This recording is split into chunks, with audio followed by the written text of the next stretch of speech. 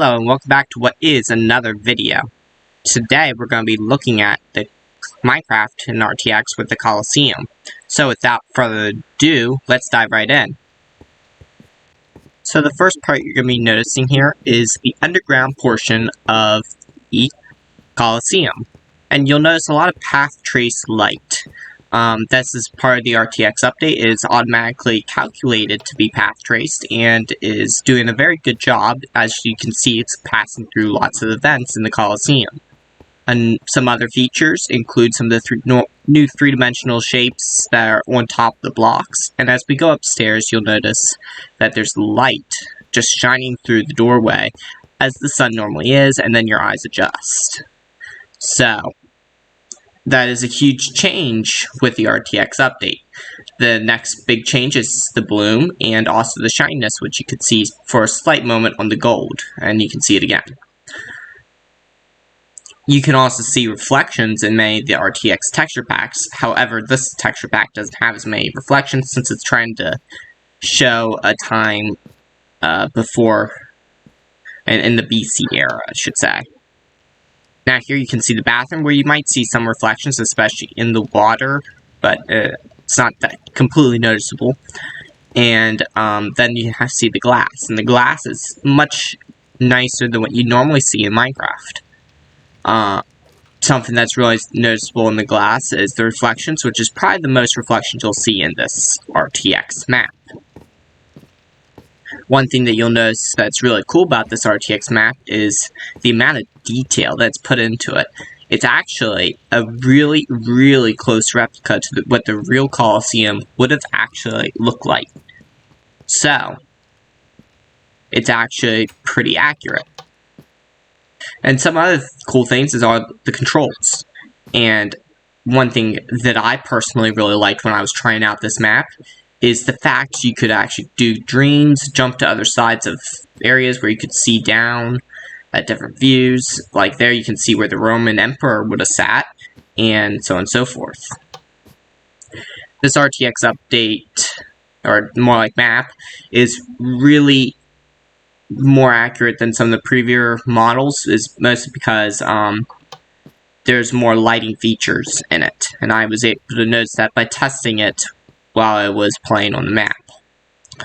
This is the dream feature that's shown on the map, and you can see lots of the extra detail they put on the buttons, and so on and so forth. And you can see all the different views you can get. I'm sorry, my render distance isn't all that great for RTX because I'm only running an RTX 2060.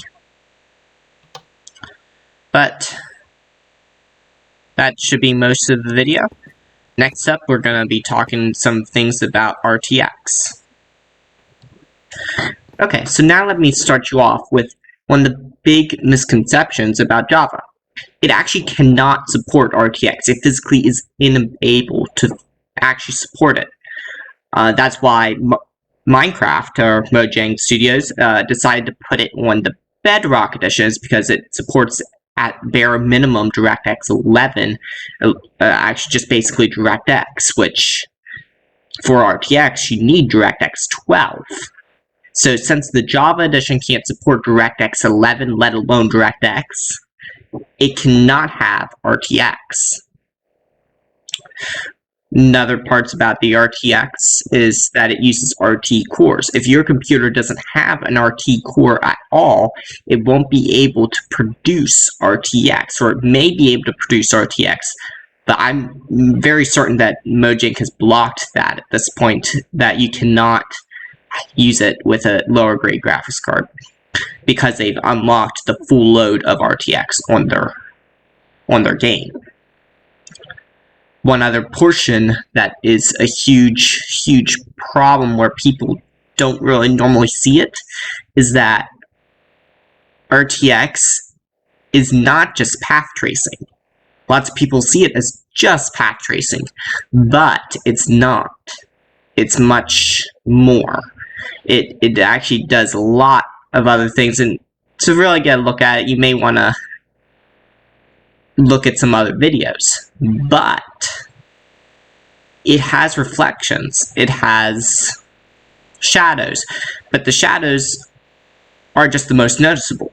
of the changes. It has better bloom. It just enhanced the gameplay all over the place, and you only see it in the effects. So that's why most people, though, don't go out and buy an RTX card, is because it only enhances. So if you're going out to buy a computer right on the bat, it's probably a good idea to get an RTX card. But if you already have a GTX and you don't want to spend the money, don't spend the money on an RTX card. It's mostly going to enhance your gameplay, not do anything else. So with that being said, Minecraft, on the other hand, is the only game that really makes a huge difference at the moment. There is likely to be other games coming out that only have RTX enabled, which then you might want to get an RTX graphics card. But at the current moment, Minecraft's the only one that really enhances. And on top of that, in Java Edition, you can really just put a shader pack on and you'll be fine.